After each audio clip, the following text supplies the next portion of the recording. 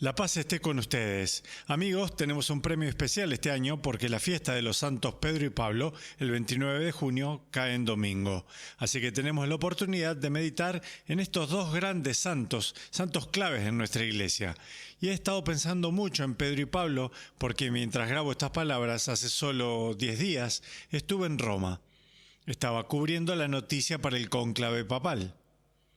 Y pasé mucho tiempo en Roma moviéndome de un lado a otro porque hace 12 años estuve allí cubriendo para NBC News. Estaba bajo contrato con ellos. Este año era una especie de trabajador independiente. Iba de un lado a otro, de una estación a otra, así que me estuve moviendo por Roma bastante.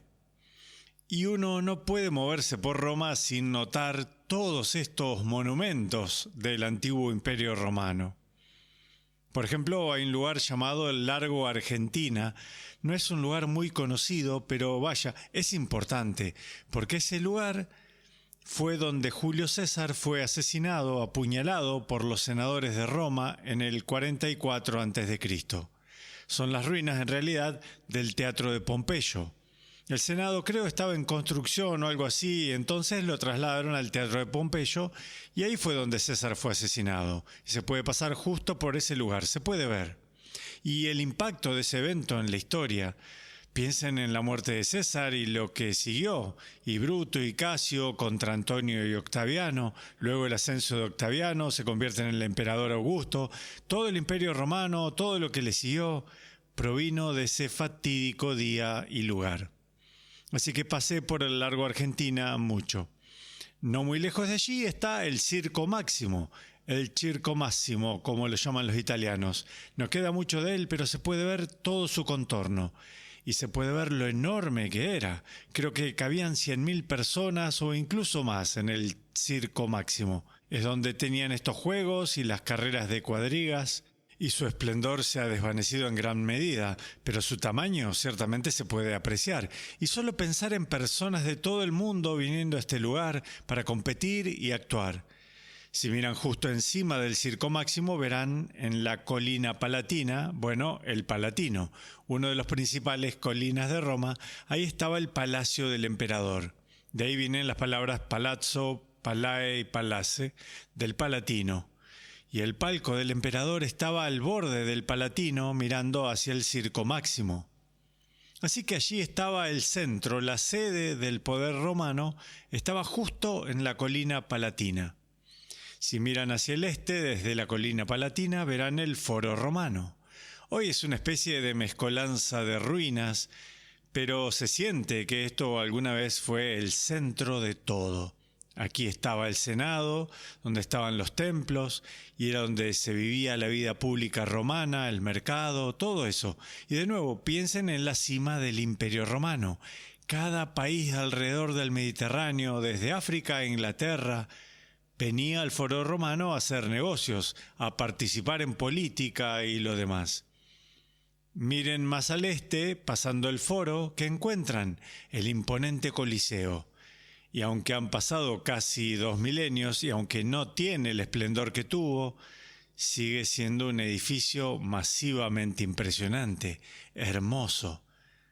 Y entonces se dan cuenta de que ese es el prototipo de casi todos los estadios en el mundo occidental. Cada estadio de fútbol tiene básicamente la forma del Coliseo. Y luego se recuerdan los combates de gladiadores y los juegos. Y de nuevo, el mundo entero mirando hacia ese lugar. Mi punto es, no se puede ir a Roma sin asimilar, como dijo Edgar Allan Poe, la grandeza que fue Roma, la grandeza de Roma, el Imperio Romano. Y de imaginarlo en la cima de su poder, cuando dominaba el mundo conocido. Bien. En la cima del poder romano, alrededor del año 60, llegó un hombre de mediana edad a la gran ciudad. Su nombre era Shimón bar Jonaj, Simón, hijo de Juan. Era un pescador de Galilea.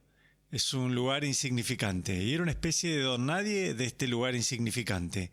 Pero vino como amigo de Yeshua de Nazaret, a quien conoció, a quien escuchó, de quien recibió un apodo, Kefas en arameo, roca si se quiere. Traducido Pedro en griego, Petrus en latín, de ahí Pedro.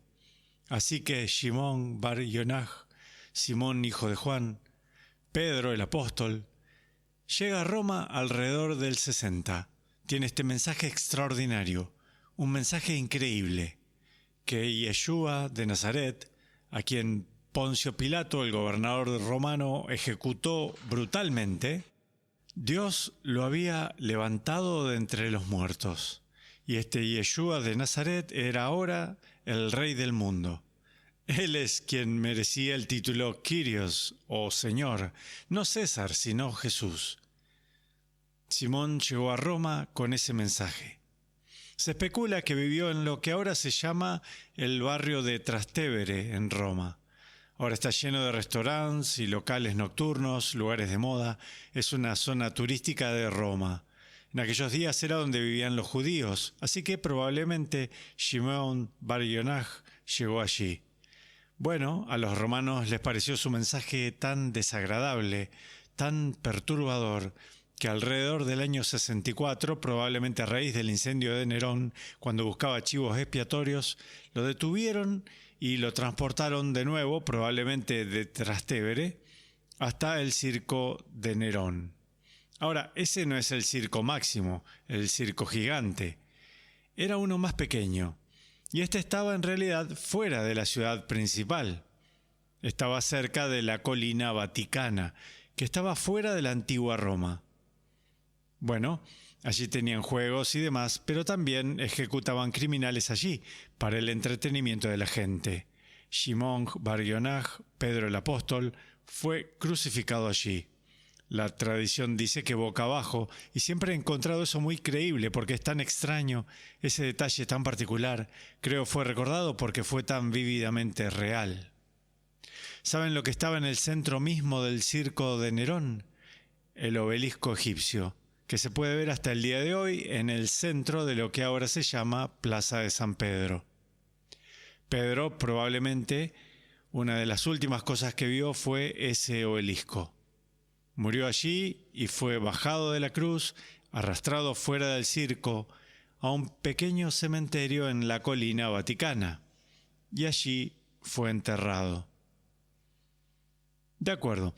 Imaginen ahora a alguien observando esa escena, alrededor del año 64 después de Cristo, en la cima del Imperio Romano, justo fuera de los muros de la gran capital, este pobre hombre, este pobre pescador de mediana edad de un lugar insignificante, es ejecutado brutalmente y luego enterrado. Cualquier observador objetivo diría, bueno, un pobre diablo más, aplastado por el poder de Roma. Roma durará para siempre, por lo que ese tipo representaba, eso no va a durar, será olvidado al poco tiempo.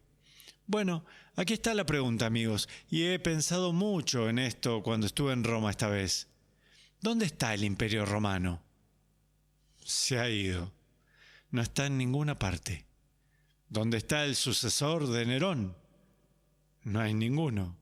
No existe.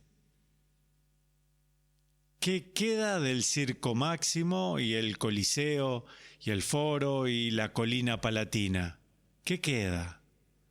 Ruinas, un desastre. ¿Dónde está el imperio de Shimón bar Yonaj? Está en todas partes. Está en todo el mundo, de norte a sur, de este a oeste, en todos los continentes.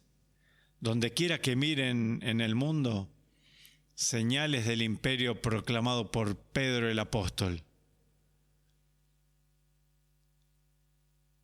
¿Y dónde está su sucesor?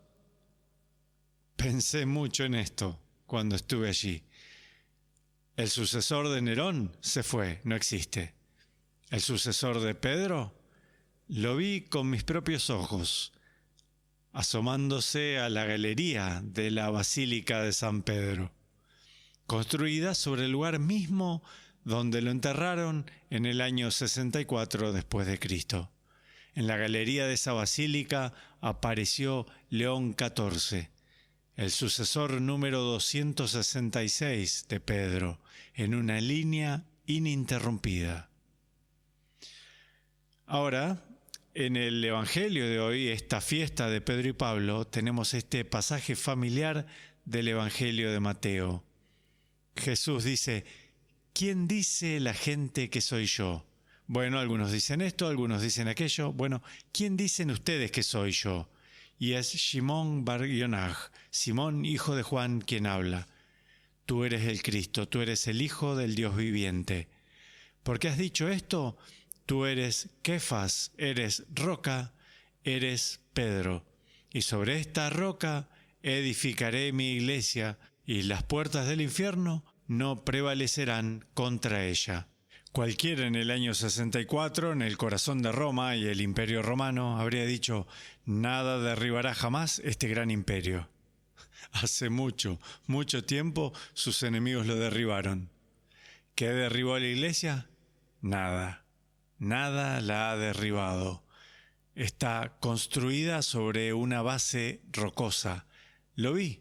Vi la basílica, que está construida como el monumento sepulcral más hermoso del mundo sobre la base rocosa de la fe de Pedro. Y, de hecho, las puertas del infierno no han prevalecido contra ella. A pesar de todos sus problemas y altibajos, y sí, la corrupción de algunos de sus líderes y la pecaminosidad de todos sus miembros, sí, a pesar de todo eso, todavía está aquí y el sucesor de Pedro lo acabo de ver. Es esta figura viva que respira y sonríe. ¿Puedo sugerirles que aquí hay algo místicamente verdadero? Esto no es solo una fantasía ociosa, no es solo una bonita invención literaria. No, desde las palabras de Jesús hasta lo que vi yo en Roma hace unos pocos días, podemos trazar una línea directa. Así que aquí está la pregunta. Y aquí invocaré al hombre que inspiró la orden a la que pertenece nuestro nuevo Papa, es decir, Agustín de Hipona. Agustín escribió un libro hace mucho tiempo llamado La ciudad de Dios, y propuso que hay dos ciudades básicas: la ciudad del hombre, que se basa en el amor propio, su gran marca es la violencia, y luego está la ciudad de Dios. Se basa en la caridad, se basa en el amor de Dios, se basa en la no violencia y el perdón. Y la gran pregunta, Agustín la desarrolla a lo largo de más de 1000 páginas, pero la pregunta básica es muy simple: ¿a qué ciudad pertenecen? ¿A qué emperador juran lealtad? ¿Son ciudadanos finalmente de qué ciudad? Y se reduce a una elección, amigos. No hay escapatoria. ¿La ciudad de Dios o la ciudad del hombre? Y no conozco ningún lugar donde esto se muestre mejor que en la ciudad de Roma hasta el día de hoy. La ruina y el despojo de un imperio que alguna vez fue grande, de acuerdo, sus señales están por todas partes. Y esta iglesia viva, que ha perdurado 2 milenios, el sucesor de Pedro, vivo y saludable. Bien, ¿qué ciudad? ¿Qué ciudad? ¿Qué rey? Esa es la única pregunta que finalmente importa. Y que Dios los bendiga.